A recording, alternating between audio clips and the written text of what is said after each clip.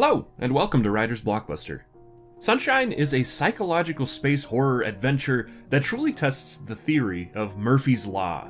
Anything that can go wrong definitely will, and, well, it does. Be warned, there are spoilers ahead. Also, subscribing really helps the channel, so if you enjoyed this video, then be sure to leave a sub. The opening of the movie has narration informing us that the sun is no longer burning at the heat that it used to. It's starting to go out a little bit, and Earth is now in the beginning of a global ice age. Humanity's last-ditch effort is a bomb that they sent on a ship called the Icarus II, and the goal is to restart the sun using this bomb. Our purpose: to create a star within a star. We see a man named Searle as he stares at the sun, seeing a beauty in the mission at hand and seemingly romanticizing the sunlight. He's the doctor and the psychiatrist on board the Icarus II, and when a meeting is called, we're introduced to the rest of the crewmates as well. We meet Kappa, the physicist, Corazon, the botanist, Kaneda, the captain, Mace, the engineer, Cassie, the pilot, Harvey, the communications officer, and Trey, the navigator. They eat and discuss an unforeseen problem. The solar radiation is much stronger than they anticipated, and it will soon disrupt the radio waves to the point where they will lose all communication with the Earth stations. They're told to make a final message to send home. By the time you get this message, I'll be in the dead zone. It came a little sooner than we thought. Corazon meets with the captain to discuss their O2 production. They have plenty in reserves, and as long as the oxygen farm stays productive, they'll have plenty for the journey back as well. The captain is oddly quiet, and we learn that he's thinking about the Icarus I, which was their ship's predecessor that failed, but nobody knows why. He watches the final recording from the Icarus I's captain, a man named Pinbacker, but he seems completely fine. I watched him hit us from observation. Got to tell you, Moonbase, it was beautiful. The crew gather on the observation deck and watch in awe as Mercury passes between them and the sun. A bit later, Harvey hears a signal that only cropped up after they passed the planet. He plays it for the crew, and it's determined to be the distress signal sent from the original Icarus. The ships are self-sustaining, and even though it's been 7 years, there's a possibility of someone on the crew still being alive. They discuss changing course to intercept where the signal originates, but Mace is fully against the idea. So that is our mission. There is nothing, literally nothing more important than completing our mission. End of story. He's right. But Searle has another plan in mind. The payload that they are delivering is all theoretical, and they'll only have one shot at completing the mission. Searle wants to go to the Icarus I and grab their payload to give them a second chance at rebooting the sun. The crew are unable to come to a consensus on the correct choice, so they look to Kappa to make the decision, as he's a physicist. He runs a few scenarios, but he says that most of this mission is just theoretical guesswork, and no one can really determine what will happen due to space and time converging when within the sun's gravity. But he also says that this is Earth's last hope. Searle's argument is sound. 2 last hopes are better than 1. That's it. They change the trajectory of the Icarus II so that it will intercept with the Icarus I. The alarms begin to blare, and Trey says that he messed up. When they changed the trajectory, Trey didn't realign the solar shields, so the ship was blasted with solar radiation. The sensors on the exterior of the ship have all burned up, so they have no choice but to assess the damage manually. Kaneda and Kappa suit up and float out of the Icarus II. Moving down to investigate damaged area. Okay, guys. Nice and easy. On the shield, they see 4 damaged panels and begin the repairs. However, when they adjusted for the shield repairs, 2 of the comms towers were left out in the radiation. The crew knew that they would be destroyed, but they didn't expect the towers to bounce and spark and damage the exterior of the hull and start a fire inside the oxygen garden. The ship's computers take over and begin to realign the ship to save the mission. Kaneda orders Kappa to return to the ship while he stays to finish the repairs, knowing that he's sacrificing his life in order to protect the mission. He gets the shield fixed, and a moment later, he's washed away in the sunlight. Harvey then takes over as captain and gives the crew some bad news. Trey is out of commission and placed on a suicide watch, and they no longer have enough oxygen to make it to the mission. We now have no choice but to rendezvous with Icarus I. If we're gonna complete the mission, the Icarus I is our only hope. When they reach the Icarus I, it seems completely dead. The air is full of dust. Human skin. What? 80% of all dust is human skin.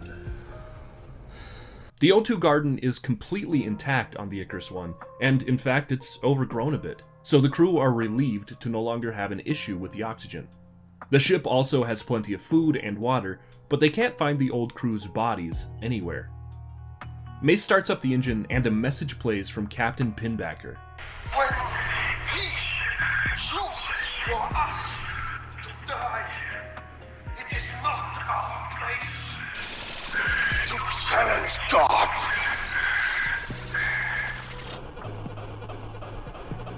Mace finds that the mainframe's cooling system was sabotaged, and that's the reason why the initial ship failed. Searle then finds all of the crewmates' bodies in the observation deck. They had removed the solar shield and burned themselves alive. Suddenly, the two ships separate. The airlock has decoupled, we don't know why. The locking system on Icarus I is totally ripped open. The airlock is compromised, and there's only one suit available. Kappa puts it on since he's the only one that can operate the payload.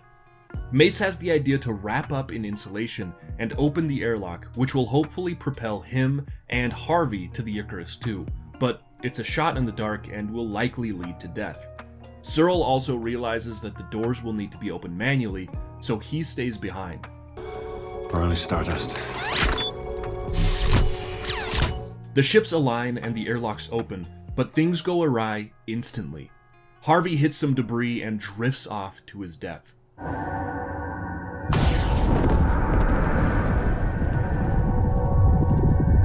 Kappa and Mace make it to the airlock. We then watch Searle's final moments as he drops the shields in the observation deck and allows the sunlight to overwhelm him. The surviving crew have a meeting and realize that the airlocks were disconnected by someone on board, and the only person that it could have been is Trey. They were also unable to siphon any oxygen from the Icarus I, so now they'll have to get rid of one more crew member in order to have enough O2 to make it to the sun. They have a vote and decide that the best course of action is to kill Trey, and Mace volunteers to do it. But when he gets to the medbay, Mace finds Trey already dead due to cutting his wrists. A bit later, Kappa runs a biometric scan, and the computer system says that the crew will still be out of oxygen before completing their mission. It says that with 4 crew members, they would have enough oxygen, but it seems that there's another member on board that nobody knew of. Who's the 5th crew member? Unknown. Where is the 5th crew member? In the observation room. Kappa runs to the observation room and sees a man basked in sunlight and covered in burns. God, Pinbacker.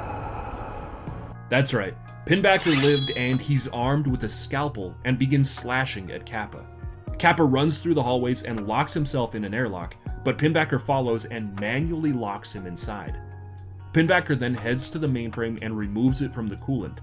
He then goes to the burned up garden where he finds and kills Corazon. Don't fight.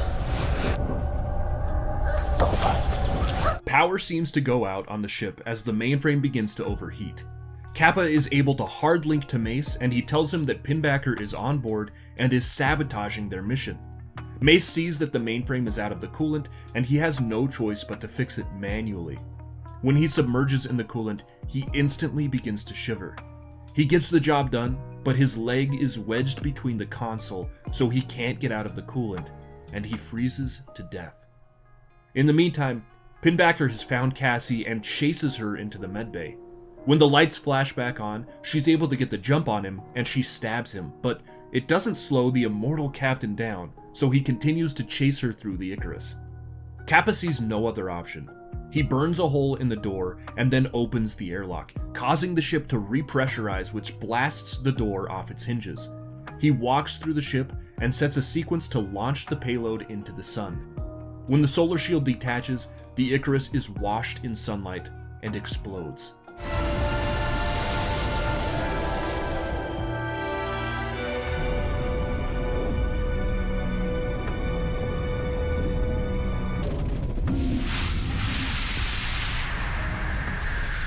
Before it detached, Kappa boarded the payload and he sees Cassie sitting inside the large chamber. While he's trying to comfort her, Pinbacker grabs Kappa from behind and dangles him over the side of the payload. Cassie then rushes him from behind and tears off his burnt skin. Cassie tells Kappa to finish the mission, and he runs into the payload center and arms it.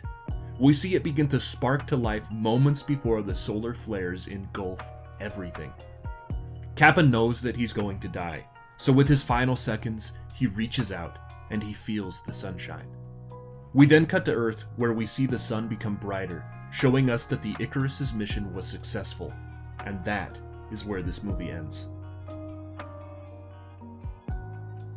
Sunshine has so many cool ideas that I haven't seen in a lot of sci-fi movies. There's a lot of moving pieces that intermingle with an always present feeling of dread that the characters seem to have. It's like this idea of them being stranded in space is always on their minds, and it just acts like this constant elephant in the room sort of idea. I think a lot of movies like this have humanity as a spacefaring race, but Sunshine is different because I got the feeling that this was the first big journey, like the first journey of this magnitude, and it's only being done as a final-ditch effort to save humanity. It's a cool aspect to the movie, and it adds a lot of tension between the characters that I think is missing in a lot of other space movies and shows. Another aspect that I really loved was how important they all knew that their mission was. This movie, it's full of difficult and nearly impossible decisions that were always resolved when the characters remembered that the decision was actually minute when it came to saving all of humanity. Like, what's a moment in the scheme of all humanity? What's one life in regards to the entirety of Earth, right? It's nothing. It's tiny. It's minuscule. Like, as long as they can complete their mission, everything will have been worth it. I will say, I did think that Pinbacker was an odd adversary. Like, he seemed basically unstoppable despite just being a regular dude. Like, I get that he's been alone for 7 years, but I think the true results of that would have been something more like an antisocial disorder and atrophy, rather than unburnable skin and an ability to continue fighting after being stabbed by a scalpel. I did get the sense that Pinbacker wasn't all that he appeared to be, though. It never really showed him super clearly, and when he crops up, there's a lot of psychological distress that I think could lead to the idea that Pinbacker was maybe not real, and it was actually a manifestation of one of the crewmates, but I don't think that's like the truth of this movie. I think it's just something that you're supposed to kind of think on, that it's supposed to itch at your mind and really make you linger on that idea. Like, is he real? Isn't he real? I think it's something the movie wants you to kind of guess at. Overall, I'd say Sunshine was a really good watch, and I definitely recommend it. If you enjoyed this video, don't forget to like and subscribe, and check out the Space Horror playlist for more movies like this. But yeah, praise the sun, and I'll see you on the next one. Bye-bye!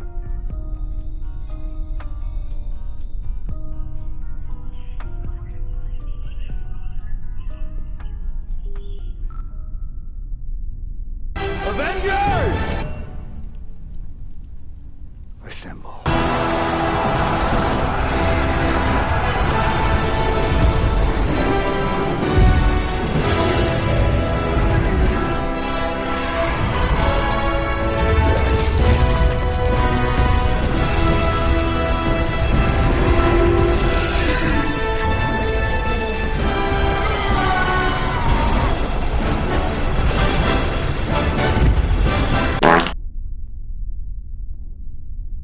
By the time you get this message, I'll be dead.